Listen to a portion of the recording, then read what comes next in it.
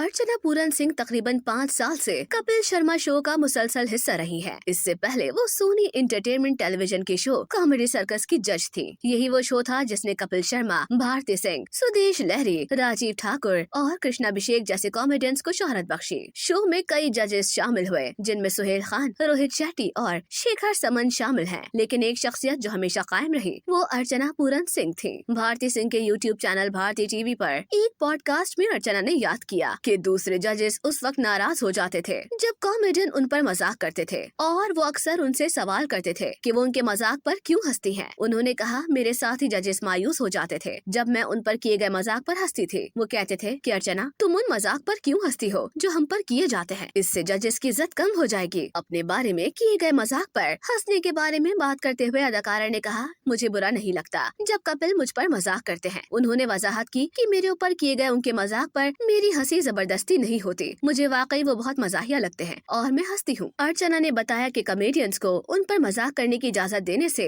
उनकी मजाहिया सलाहियतों में बेहतरी आई। इसी इंटरव्यू में अर्चना ने बताया कि एक वक्त के बाद शेखर समन मजाक न करने के बारे में हसास हो गए और बिलाखिर अर्चना पूरन सिंह को मजाक का लुत्फ उठाते देखकर उन्हें भी इसका हिस्सा बनना पड़ा। पहले अर्चना पूरन सिंह ने बाज मजाक पर जबरदस्ती हंसने के बारे में बात की थी। उन्होंने बताया कि प्रोड्यूसर्स का ख्याल था कि अगर वो खराब मजाक पर हंसेंगी तो लोग उन्हें मजाहिया समझेंगे। The great Indian Kapil show के सीजन 2 की रिलीज से पहले मीडिया से बातचीत के दौरान अदाकारा ने कहा कि पहले लोग कहते थे मैं खराब मजाक पर भी हंसती हूँ और इससे मैं खुश नहीं थी। तब होता ये था कि अगर किसी खास मजाक पर पिंच नहीं होता था तो प्रोड्यूसर सोचते थे कि अगर हम अर्चना की हंसी शामिल करेंगे तो वो पिंच उठ जाएगा, यानी ये लोगों को हंसा देगा। लेकिन ऐसा नहीं हुआ, वो पिंच नहीं उठा बल्कि मैं ही बैठ गई और मुझे तनकीद का सामना करना पड़ा। लोग सोचने लगे कि ये औरत पागल है, बगैर वजह के हंस रही है। मेरी हंसी की सच्चाई पर सवाल उठ गया। उन्होंने कहा कि वक्त के साथ उनकी हंसी ज्यादातर राय देने जैसी हो गई और वो सिर्फ उसी वक्त हंसती हैं जब वो वाकई मजाक को मजाहिया महसूस करती हैं।